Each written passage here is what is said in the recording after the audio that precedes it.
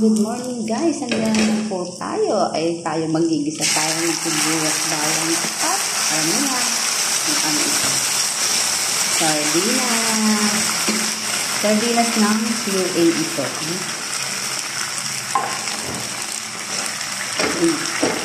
Malalaki naman. Ito yung pinapakain ni Papa sa mga aso namin. Ni Papa nag-uulak yung sardinas dito. Malasas siya at saka ang laki na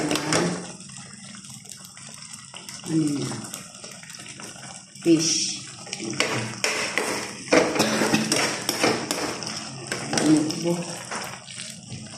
Magigisa lang tayo ng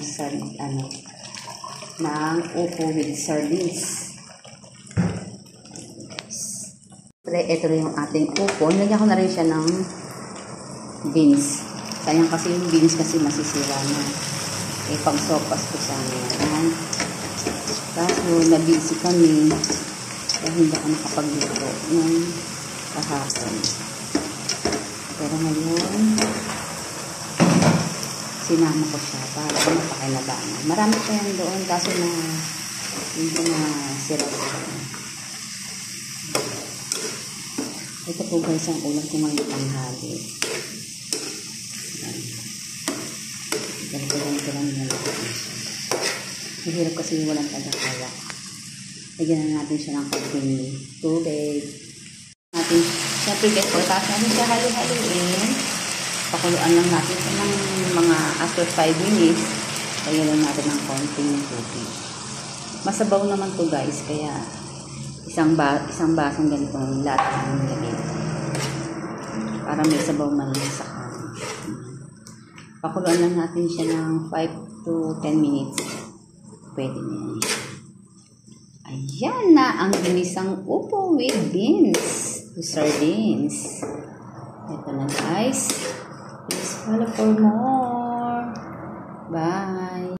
Guys, ito na po ang ating nilutong upo with beans na may sardines.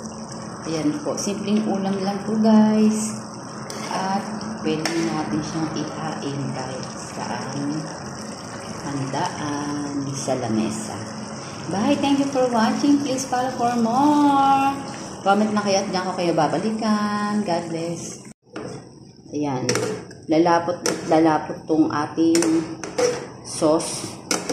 Ito yung magiging manok, lechon manok na pinagagawa ko sa inyong dalawa ni Ani nung isang beses. Di ba pinabili kita ng dalawang manok?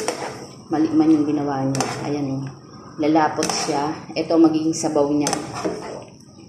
Tinuturuan kita para pag nagtinda si Ani, pwedeng gawin niyo to sa paninda niyo. Ito. May mga gulay na to sa loob.